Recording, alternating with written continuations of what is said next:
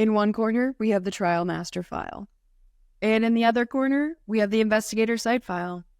In this battle of the binders, which of these two contenders is going to take the title? Hang on. Maybe we should mention that these essential document collections aren't actually competing. In this episode of the State of TMF, host Oliver will be joined by special guests Aryn and Matt Lowery for a discussion about ISFs and TMFs. Are they equivalent? Do they have the same regulatory requirements? And who's responsible for ensuring their quality? You've got questions, and we've got answers. The State of TMF podcast is officially in session. Let's get into it. As I mentioned, this is the last but one episode of the State of TMF live for this season. We don't plan on going away forever.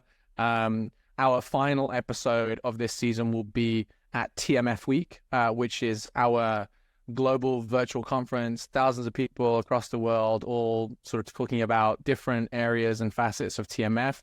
That will be on June 10th to June 14th, a full week of amazing sessions. If you enjoy the conversation I have with Aryn and Matt today, you can also see them at TMF Week as they'll be presenting more.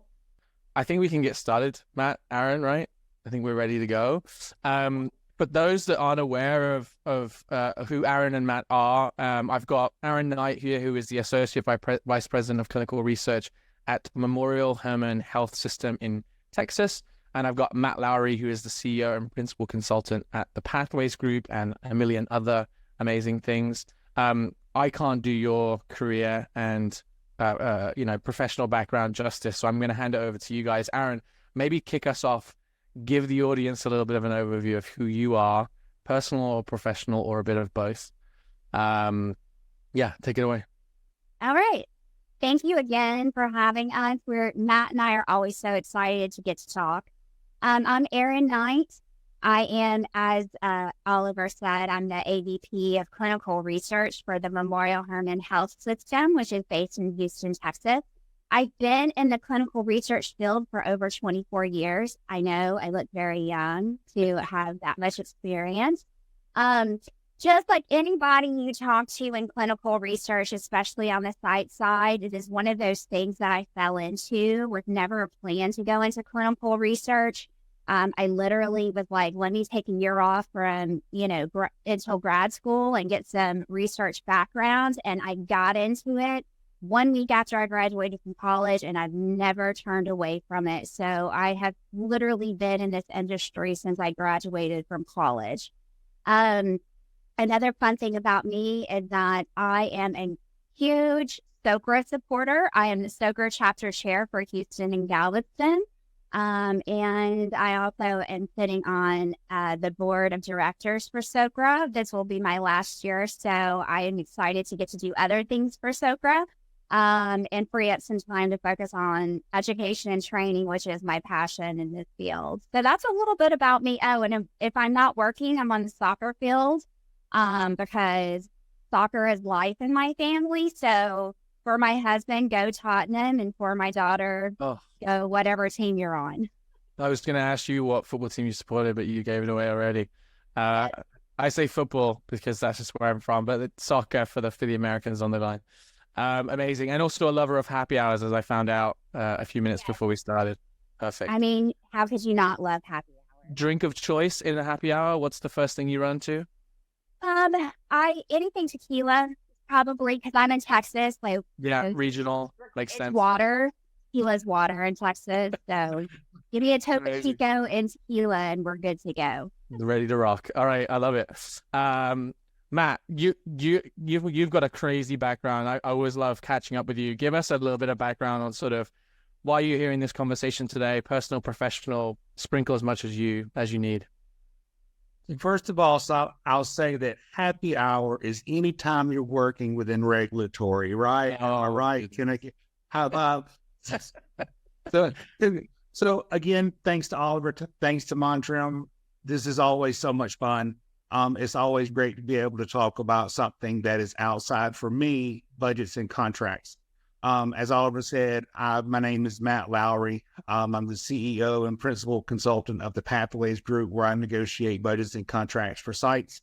I am still at the site level. I still run a site. I'm just focusing on my consultancy.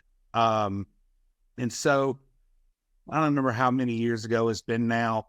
I got into the regulatory side of the industry, and to my surprise, found out that I just absolutely love it.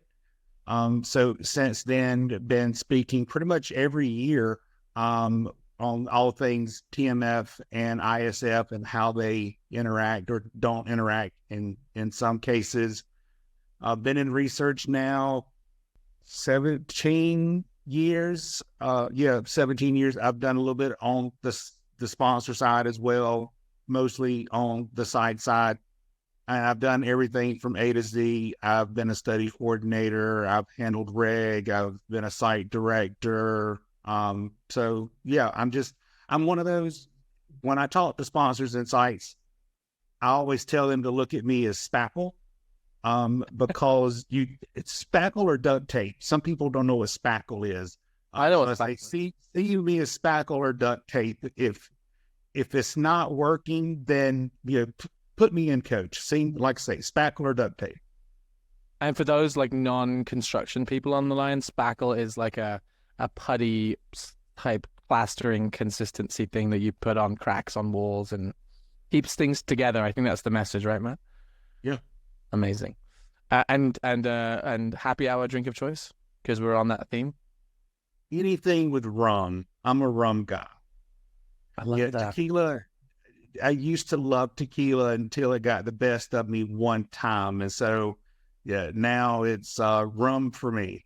We'll keep that story for the next time Yeah, that'll be the next podcast. Amazing. And I'm a gin guy, so we've got the whole trifecta here. Yeah, that'll be fun. Looking the for a next time we party. get together. There you go. Should we be the Long Island iced tears? There you go. The Long Island iced tears. Amazing. All right, perfect. So let's kick it off now. There is a serious subject that we're going to talk about today. It isn't just sort of tequila and others.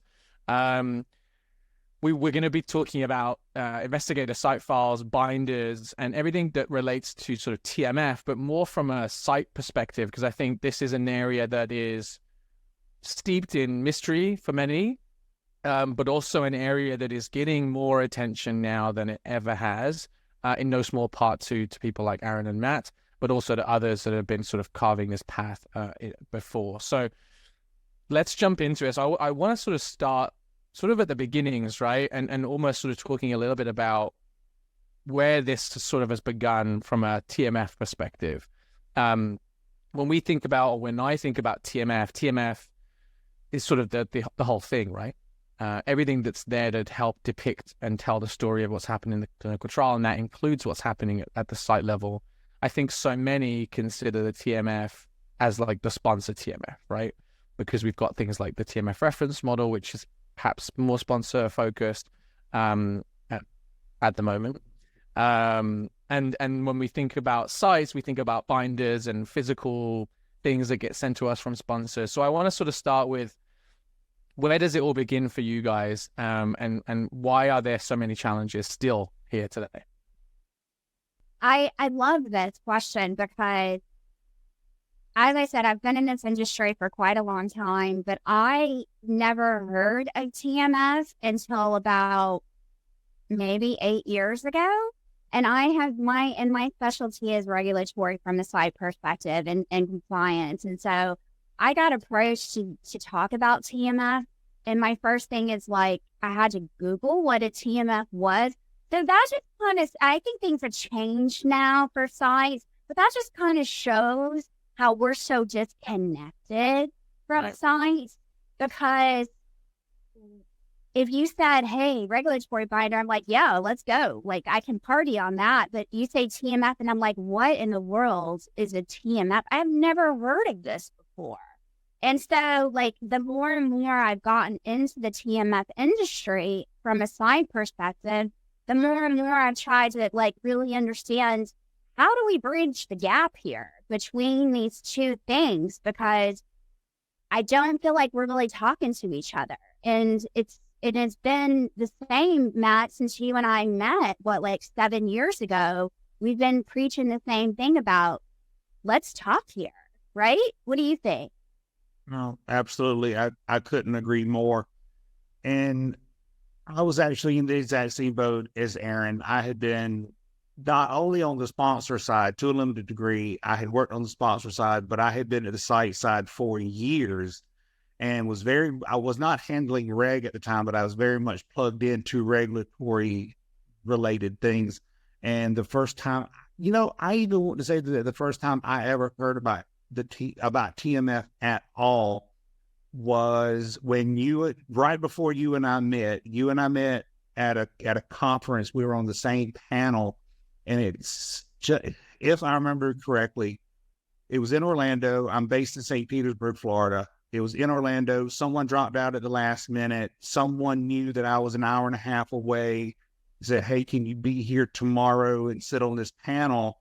And I'm like, "Yeah, sure." And I don't even think I asked what it was about. So I show up and they're like, "This is what the panel is talking about." I'm like, "Well, I have no idea what this is, but if nothing else, I can speak about that, I've been on the site side for X number of years. I've also worked on the sponsor side a little bit, and I don't even know what this is." So that's kind of where I came from. And do you think that the reason is that's sort of even, I've been in the TMF space now for 11 years, right? Which is, it pales in comparison to you guys. But when we think about the concept that perhaps there are still large portions of folks at the site level that don't understand the concept of the TMF, or perhaps haven't even heard the term before. And we have a largely sponsor CRO audience for this show, right? I imagine that's pretty alarming for most of the people that are attending live or who will listen to this afterwards, that TMF as a concept is still sort of alien, right? Why do you think that is? Is it because of the way that we work today? A CRA will, we have monitors that perform visits, collect documents, hey, send me this, but there's no real, what happens next? Is that sort of where this comes from? I think, because there's truly no streamlined education around this business or industry, period, that it can somewhat, if you're on the site perspective, what's the most important things we need to focus on? Patient safety, recruiting, consenting, SAE reporting, all of those things are the things that we get tons of education on. Then when you decide, hey, I'm going to retire from working with a patient, you then go into regulatory and other aspects too, and then you start learning about those. But it's the hand-me-down type of education that we have. It's who was the one that trained you?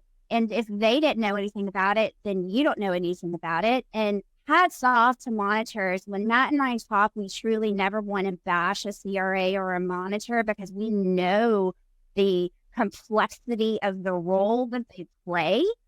But they're not sitting there teaching us either, because that's not their responsibility. So where are sites supposed to learn what a TMF and why it's important from? There's no conferences that say, hey, sites, let's focus on the TMF and educate you. I've never been to a conference that had that perspective for sites. So it's just we just don't know because it's not out there and it's not readily discussed from a site perspective. Right. I also wonder how much of it is that the TMF is finally coming into its own, that people within the industry are finally starting to realize just how important the TMF is. And this is why I say that, because before I started working on the regulatory side of things, I had a very astute regulatory coordinator. And if she had seen at any time in any email anything referencing TMF, she would have come to me and she would have said, what is this? What's this abbreviation? And then I would have been, well, I have no idea. Let's look it up. And then that also makes me think about CRAs, because since 2012, when I first joined the site side, I think 2011, 2012, when I first went to the site side, all of my interaction with CRAs, I don't remember a CRA ever saying something about the TMF. So I also wonder, I do think CRAs back then, especially now, they knew that all of these documents were being collected for a reason because they went into some sort of repository. But I think in that way, they were a lot like sites in that, sure, we give you these documents are collected, and then something happens to them. And, for me, kind of like what Aryn was saying, on the site side, we're so busy with what we're supposed to be doing, safety, recruiting, et cetera, et cetera, et cetera. A lot of us just really haven't stopped to think, all these documents that we're collecting, all of this information that we're giving the CRA, where is it going? I know I never did until I heard about what a TMF is. I never thought twice about where all these documents were going. And you still feel like this is an issue today? Maybe not as much as it was back when you guys were sort of discovering this for the first time, but still very much an issue. I think it's very much an issue. Yeah, because normally when I go to conferences and I talk to people on the sponsor and the CRO side that work primarily with whatever TMF related things, even they say within their organization, they still have lots of struggles because people, they might know what it is, but they don't know the importance of it, and they don't understand why they keep asking for these documents, and they don't understand why this isn't acceptable and why it needs to be in this format and why it needs to be named this way. So I think even on the sponsor CRO vendor side of the industry, there's still a lot of work that needs to be done to get people to understand why all of this is so important. Right. And then when we start saying things like ISF, I mean, good luck, right? Yeah. Right. I do. There was a comment in the chat that I thought there's a lot of comments from the chat. I'm watching them. But Pam had mentioned that TMF is one of the basics of GCPs too.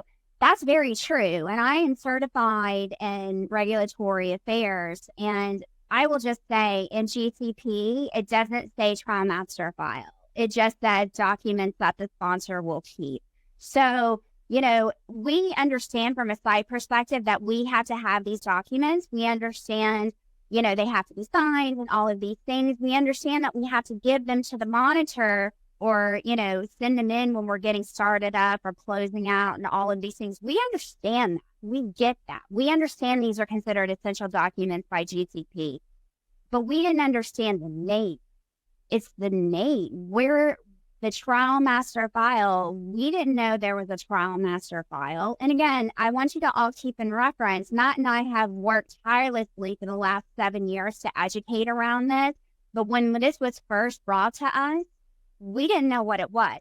I do think times have changed. I know that I talk about it quite often. I know Matt talks about it quite often, but I do think if you talk to some seasoned people, they know the documents are there, they're important documents, but they didn't know where they were supposed to go and the name of that master file, and even the importance of what that master file does at the end of the study. Like, what is this master file? Where's it supposed to go? We just knew we were supposed to send in documents. We didn't know, and we knew that the sponsor keeps it, but we didn't know the extent of what a TMF really is. I mean, because I found on, the TMF reference model at the beginning, because there was not a TMF reference model when I first started in this. And it was just like, oh my gosh, the complexity. I had no idea, no clue, the complexity of everything from a sponsor and CRO standpoint around the team. It's fascinating, and clearly fascinating for everybody that's listening live today, because the chat has erupted in a way I haven't seen this season, or if at all. I'm assuming that most of the people that are commenting live are from a CRO or a sponsor perspective, because many are very, very shocked to hear it. And I think, just to clarify, right, because perhaps people are maybe disagreeing with the reality, I think that the point that Aryn and Matt are trying to make, and please correct me guys here if I'm catching it wrong, is that it's not like nobody at a site knows what a TMF is. It's just that I think that there's this level of understanding at the sponsor and the CRO level that just isn't there at the site level, right? And I think the idea of what a TMF is, the value and importance of it, isn't always carried through. Specifically, it feels a little bit more like this, this is an obligation you have as a site, not necessarily why we do it and what's the end result and why is there value in us collaborating a little bit more, right? And I think that's the biggest challenge that we've faced so far. And we'll talk a little bit later on, I think, about some of the key actions that we need to take to maybe change some of that. Yeah, I would agree with that. And I'm glad you brought up the word obligation, because for me as a site, I have absolutely zero issue meeting whatever obligation that I'm supposed to. But I know for me, I am much better at meeting obligations if I know the reason behind it. So if you're going to ask me for something, tell me the reason why. It helps me understand why I'm doing it, and it will probably also help me do it better. So I think because a lot of sites do not understand what happens with their documents once they go to the sponsor CRO side, they don't get why everything needs to be timely and it needs to be legible. And I mean, we understand, no one wants to have bad documentation or documentation that you can't read, but knowing that this is going to go into a big repository that is going to, be called the trial master file, I know for me, it would have helped say, oh, okay, that's why they're asking for this, and that's why they're asking for it in this format, and this is why this copy of it doesn't work.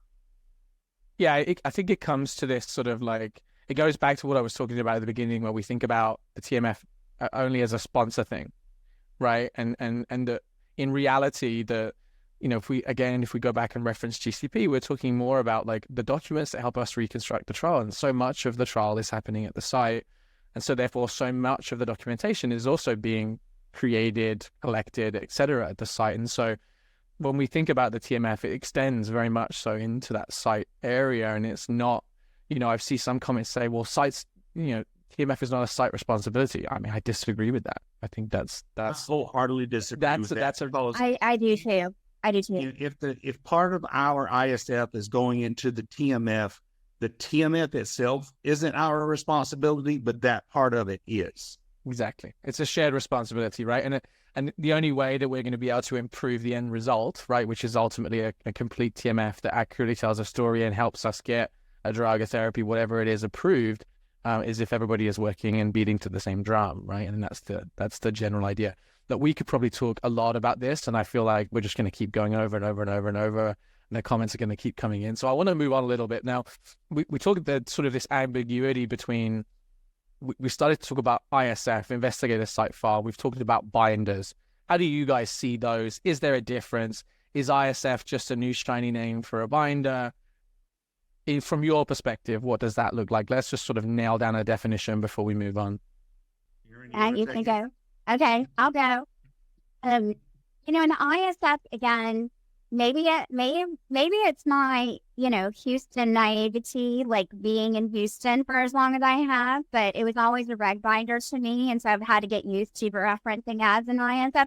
But we do, from a site perspective, at least the people that are in charge of those, take that very seriously. We want to make sure that our binder, now it's not so much on paper anymore. It has moved to electronic, which is a wonderful thing. There's lots of systems out there that allow us to have this off of paper. But in my heyday, I was paper with binders like this, like multiple binders like this, because you had to print out everything and file everything in that binder.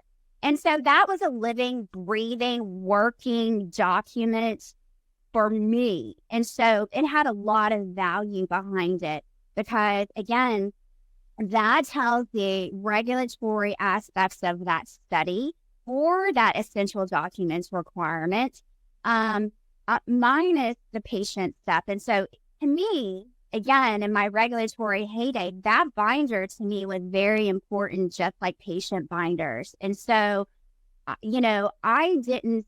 kept that as up to date and paid a lot of attention to it, but didn't feel like it got the recognition that it truly needed when, the monitors of the CRA came in.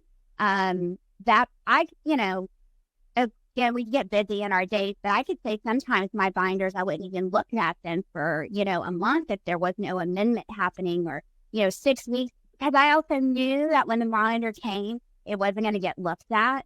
That wasn't on their plan to look at that document for any reason. And so again, it just keeps getting bigger and bigger and bigger and bigger.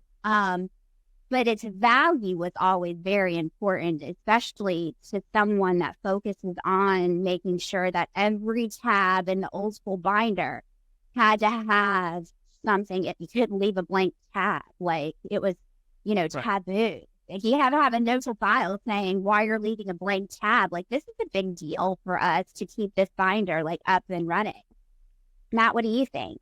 Yeah, for me, for years, it was the reg binder. Whether you were talking about one binder or you were talking about 10, we just always called it the reg binder.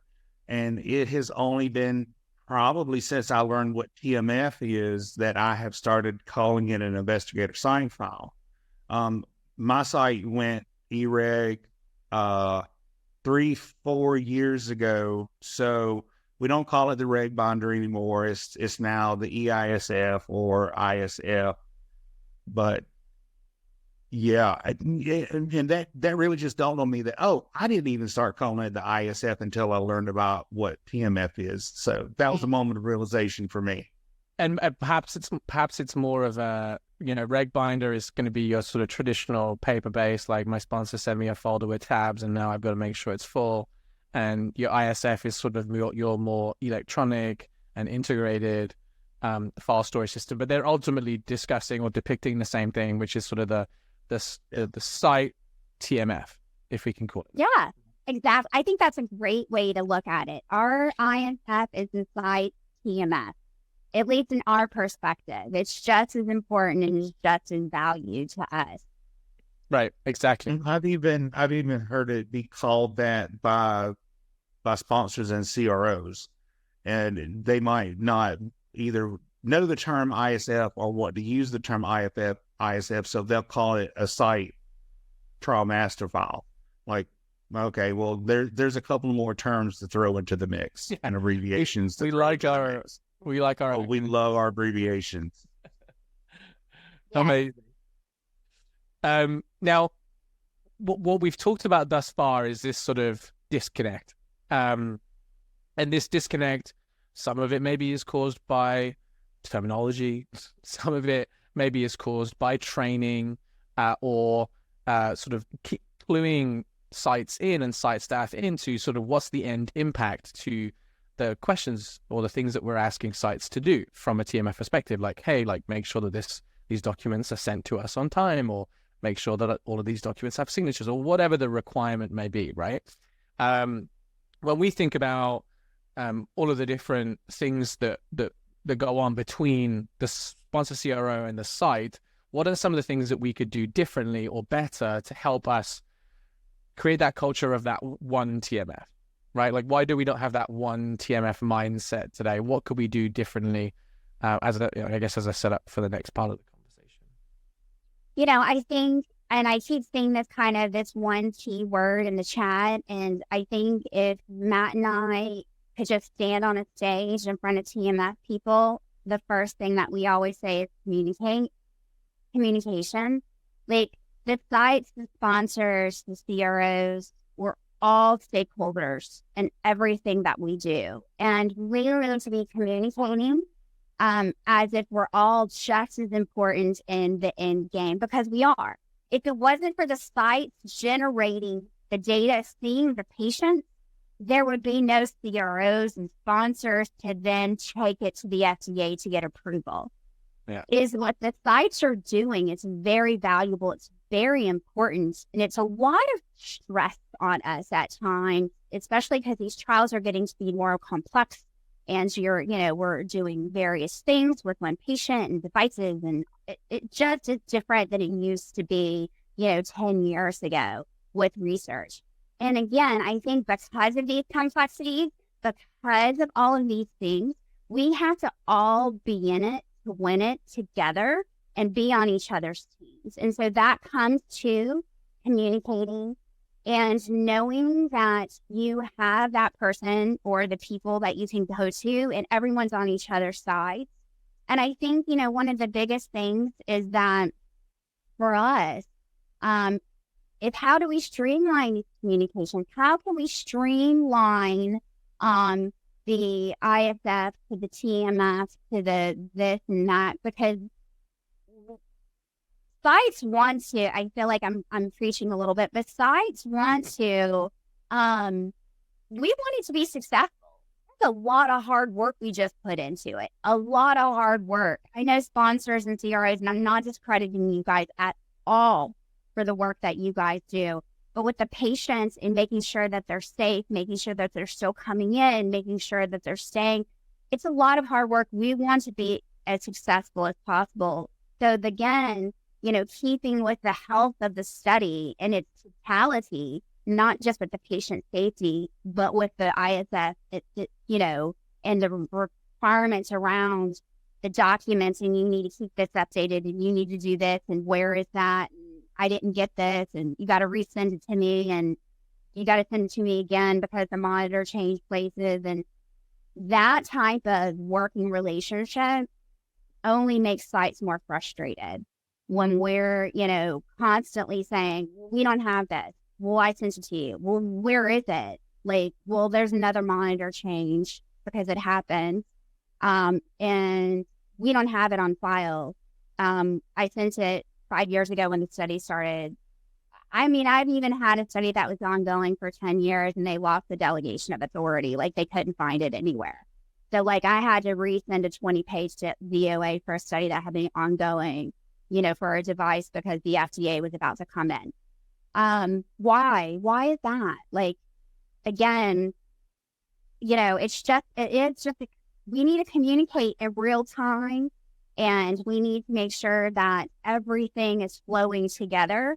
And don't forget that sites are invested in these things. It's not just hey, you guys paying us tons of money to do this, and we're going to do this because we're getting tons of money. That's usually not the case. We are getting paid, yes, not tons of money, but we're getting paid. But we're there to make sure that the patients and we can get these things because we want to help advance medicine too for the patient population. I know I went on a soapbox. Go ahead, Matt. You did. And Matt, you probably have something to add to that, but I have a question for you because obviously you're also very involved in the financial side of sites and clinical trials itself. Is there a tie-in here, or are there things that we could do differently from a budgeting, from a proposal, from a contracting perspective that could help the kind of relationship between site and sponsor and CRO from a TMF perspective? Yeah, I know for me, several years ago, I started adding regulatory-related fees into my budgets because, anyone who handles reg, even if it's the study coordinator, anyone who handles reg at the site level, that is a non-revenue generating position. So what I started doing was adding in line items for any effort that we were doing for regulatory, whether it was a maintenance fee, continuing review fee, an annual maintenance fee. I also have separate line items from startup for the initial submission and for the initial preparation submission that we make to the IRB to get the ball rolling on the regulatory side. So what would help is, I will say that, more often than not, those are approved by sponsors and CROs.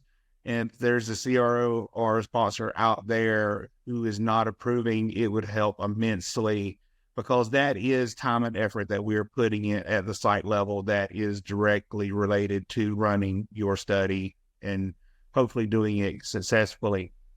And to get back to the communication, yes, 100% everything that Aryn said. And I know one of the things that would help with the communication, aside from one, there being communication and being clear and transparent with the communication and being consistent with it, is having a single point of contact. That's one of the things that I do at my site, that if you need anything related to a study, there is a single point of contact that you can go to, and that person will make sure that it is done, and it's done quickly and it's done accurately. what would be really nice if we also had that on the sponsor and the CRO side, especially when it comes to regulatory documents. And this is going to lead into what I would love to see, because if we had that one point of contact, then instead of the CRA being responsible for everything, and then, you've had several monitor changes throughout the study, and the new monitor doesn't know what the old monitor or 3 monitors ago did with the delegation of authority log. If we had that one person, not only would that make communication easier, but then we can also be sure that we are all speaking the same language. We're calling things the same thing, which leads me into what I would love to see, and that's standardization. A lot of what has happened in research since it started, however many years ago, is a lot of pieces of the industry have adapted and evolved in silos. You have a job to do, so you just do it. You create your own process. Well, what has happened, even between sponsors, even between CROs, even between sites, there's different ways of doing things. There's different ways of calling something, just like we were talking a few minutes ago when you're talking about the reg binder. Well, do you call it a reg binder? Do you call it an ISF? Do you call it the site TMF? Yeah. For me, it's all about standardization, making sure we're all speaking the same language in the same way, and then having that one point of contact instead of, one person asks for this, another person asks for this, another person asks for this. And do you have any, because we're going to move on to standardization right now, but before we do that, do you have any examples, and this is for both of you, of just the level of inconsistency when it comes to working with different sponsors, CROs, from a TMF perspective, right? Not just, but maybe also the way that they're working, sort of from a procedural perspective, but maybe even types of documents, the names of documents, things that are just so different from one to another. Do you have any examples, and what makes that so challenging? Oh yeah, all the time. Because I still work within regulatory, I still have people that ask for something and I'm not exactly sure what they're asking for. So I'll say, well, what are you talking about? And then I'm like, oh, so literally it's just a difference in what we call that document or that record. I didn't, for whatever reason, it seemed like delegation of authority logs. It seemed everyone will call it kind of sort of the same thing, but probably just in the last couple of weeks, I've seen where it's been referenced by 5 different terms and abbreviations. So, again, for me, standardization would help. You would say, okay, you're asking for this. I know exactly what you're talking about. I know exactly where to find it, or I know exactly where I can tell you where you can find it in our EISF. So, yeah, that's, trying to think of a specific example, but that's the one that jumps out in my head, that just calling things the same thing. And I've even noticed trying to describe the document, people will also have, because they're used for different things, they're seen different ways on the different sides of the industry. So, you're talking to someone who is requesting a particular type of document, and you're like, we don't even do that. We don't even handle that.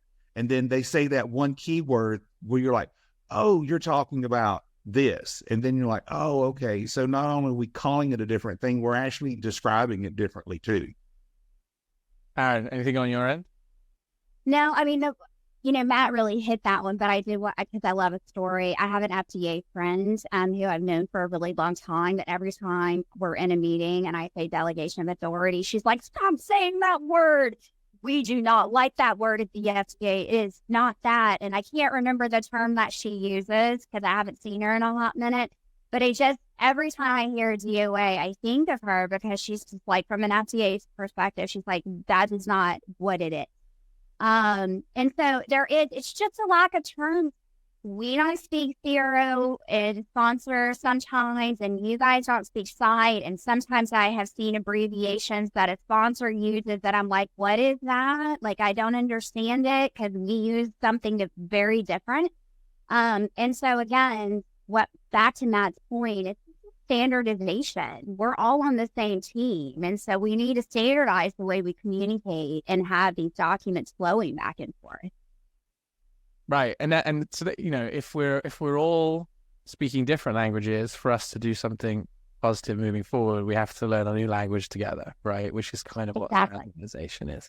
So look, standardization, many people at this point are aware of the TMF reference model, which has sort of been the main reference for standardization within the TMF world. Although, as previously referenced, has up to this point largely been seen as a sponsor-focused TMF reference model, albeit that there are site-level documents listed in the model, and that will change, which we'll get to towards the end. But on the site side, there's also been some work in the past, right? I think it would be silly for us to just not acknowledge that. There's been some other models that have been developed to try and standardize site-level documentation that's sort of TMF relevant. Why have those not worked in the past? Why are those things not being widely adopted and used today?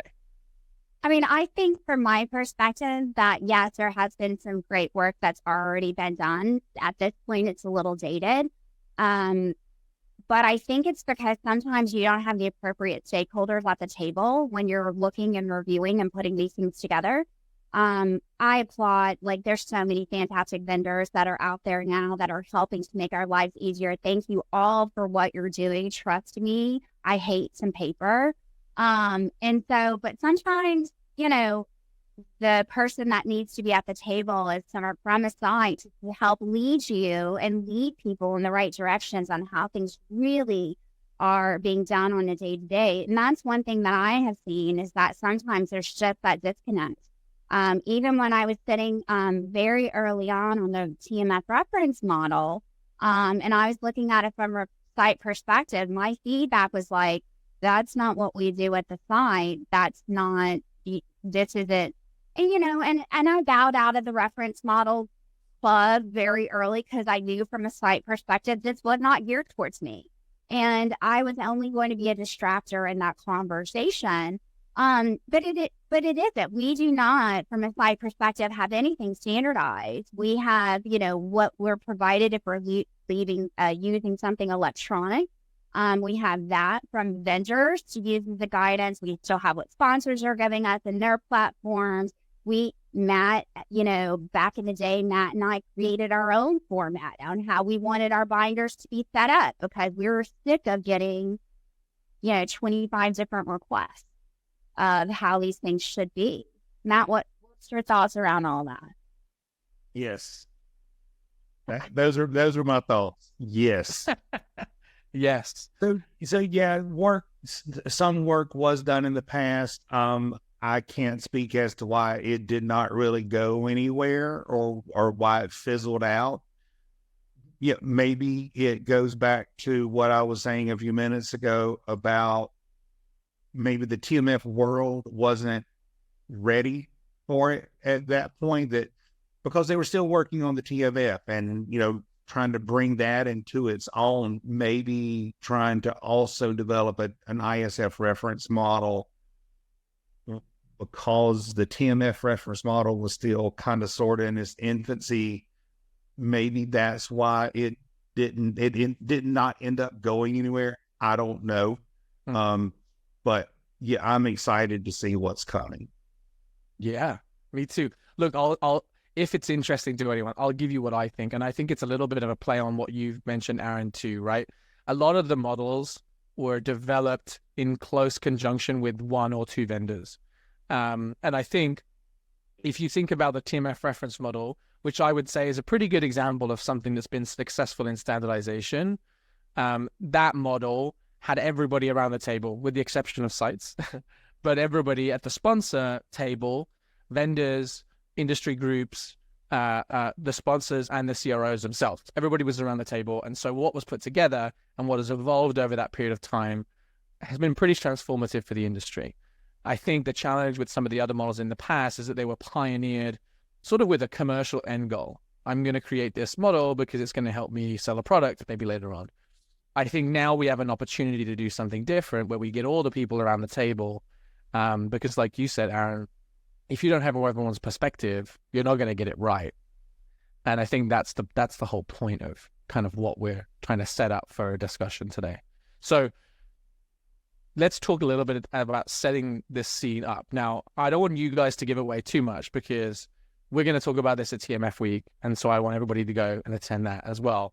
But the drum roll from the entire session today has been around this new investigator site file, I think is what it's being called, reference model, which is sort of connected, adjacent, incorporated as part of the TMF reference model under the CDISC banner. Give me an idea of what your goals and objectives are here. Like, what's the dream? Matt, I'm going to let you take this because passion just oozes from you when you discuss it. Go ahead. That's what we're going to call it. We're going to call it passion today. It's something much more vulgar the other day. You can swear. No, you can't. You can't. Don't swear. So yes, this is not just Aryn and I, and like Oliver was saying, we're going to be talking about this during TMF week in much greater depth. But we are currently working on an ISF reference model, is initiative through the CDISC TMF reference model. So we have liaisons from the steering committee, Jamie and Dawn, who have been so awesome. I cannot even begin to thank them for what they have done. And they're just so intelligent and just know so much and have helped us a lot, greatly, giving us resources and access to people and different tools. But just in a very high level nutshell, what we're looking to do is put something together that we are going to look at what's out there. We're not looking at reinventing anything. We're going to look at what's out there and then come up with something that aligns with the TMF reference model, more or less in as few words as possible, to promote standardization. Yeah, and the one thing that when we did, start to really decide where we're going to do this. I mean, this, again, I use passion because this is something that Matt and I have been talking about for a long time. And we really got to the point where we were like, we're ready to stop talking and we're ready to start doing. Let's do this. Let's, like, now or never, we need to just go ahead and get started. And so, again, thank you for the support that we've had from the, Jamie and Dawn with helping us spearhead this. But when we did a call to action, we weren't just targeting sites. We wanted CROs, we wanted sponsors, we wanted vendors, we want someone from the NIH, we are really very serious with our call to action to make sure we had all of the appropriate stakeholders at the table for this discussion. Because again, even with the TMF reference model, it took a long time to get there. It took a long time, it was a labor of love for a while. And this is going to be a labor of love for us too. And we want it to be successful. We want to make sure that this is something that we're doing that leaves or helps and leaves a lasting impact on our industry. I love that. And I think, like you said, right, like it is going to be a labor of love, and it's likely not going to be perfect first time. But I think there's an opportunity here that perhaps we haven't had before, where there's going to be a larger group of stakeholders involved. Of course, review and reference to the work that's come before it. I think that's important too. And I think the impact that this will have, not just on TMF, but how clinical trials are run, is going to be absolutely tremendous. So I thank you guys for spearheading this with the rest of the individuals that you mentioned, Jamie and Dawn and others that I'm sure will contribute and collaborate. If there are folks on the line that would like to share their thoughts, give feedback, whatever it might be, is there a forum for that? If there is that open? When will it be open? What does that look like at the moment? Well, we have started. We are a month in, Matt. Yep. We do have our team set. We did do a call to action, and we have closed that call to action. We do feel that the 30 people plus that we have on our group is a good indicator of all of the people that we need to have this conversation. And I did see someone in the chat referencing several other countries. We did not exclude. We want to make sure that we're encompassing people that are in research that are being done in other countries too. So we do have people that are not in the United States that sit on this committee as well. So we really are trying to do our due diligence to make sure that this is successful for us. But as you said, the first one coming out is not going to be, it's not going to be perfect. And we're going to, we're going to stumble along the way sometimes, but we really want to get this, we want to make this easy for sites and to then make this easy for putting it back into the TMF. Again, we're trying to make a talk, we're trying to get us all on the same page, and we're really excited about what we're trying to get done here. I love it. And just to add to that, of course, we're not going to get it perfect the first time, but like Aryn was saying, we have people from, all over the world. Then we have people from different stakeholders within the industry. But what we have also done is we have split those people into 5 different subgroups, and those 5 subgroups are looking at different things. One will build off what the last has done. Some people are going to be in the evaluation subgroup. There's some people who are going to be in the standards, proofing, training, and outreach. So my hope is, being realistic, yes, I know there's always going to be work to be done because it's not going to be perfect the first time, but I hope we're going to get it very close. And, and one thought that popped into my head just a couple of minutes ago was what has always fascinated me about regulatory, and especially the TMF reference model, is how it continues to change and evolve. You would think something like that, it's almost like, contract language. Like, well, we're using boilerplate language in our contracts. Well, even that continues to change and evolve. And so one of the things that has always fascinated me about the TMF reference model is how, there's, I don't know if this is the correct term, but there's always, an updated version. There's not all the time, but every so often there'll be an updated version that comes out. And I'm like, that just, for whatever reason, that just fascinates me. So my hope is for this ISF reference models, we get it pretty close the first time, but then we're going to keep building and improving and making it better. Exactly. It will be a work in progress, just as clinical trials are a work in progress. Exactly. There seems to be like 1,000 different lines of conversations happening in the chat. We'll let people continue.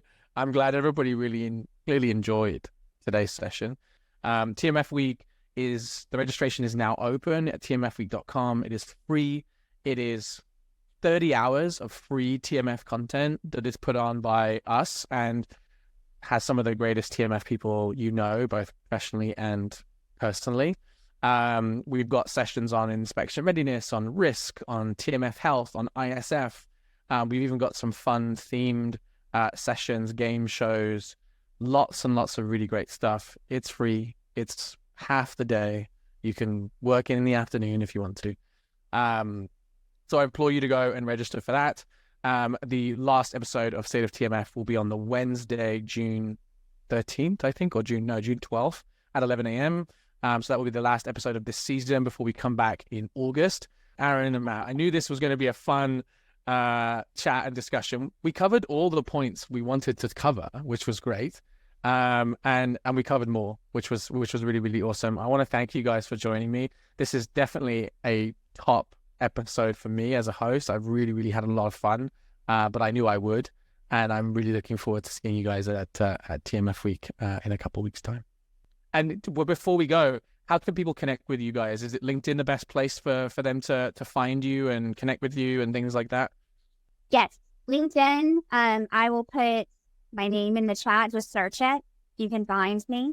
Aryn Knight, LinkedIn. I'm try to be very available on there. And then, if you're on a site sign and you want some CEs, Soper Houston, shout out to Soper Houston. We do monthly education free of charge for anyone in clinical research. And so we would love to have you join our events as well. So you can check those out as well. You can also You can find me on LinkedIn too. Just reach out to me, say hello, connect. I love being a resource. So if there's anyone who ever has any questions or anything about what's going on the site side, whether it's related to TMF or not, reach out to me. I'd love to help. Amazing. Thank you so much, everyone. Thank you for joining. Aryn and Matt, it's been a pleasure as always. We will see you at TMF Week for the last episode. Have a wonderful rest of your day. Thank you for tuning in to another episode of the State of TMF. If you liked today's episode, be sure to register for the biggest and best gathering of TMFers on the planet, TMF Week. Our next episode of the State of TMF will be coming to you live from the TMF Week virtual conference on June 12th. You won't want to miss it, or the chance to learn from and network with TMF professionals from around the globe. We can't wait to see you there.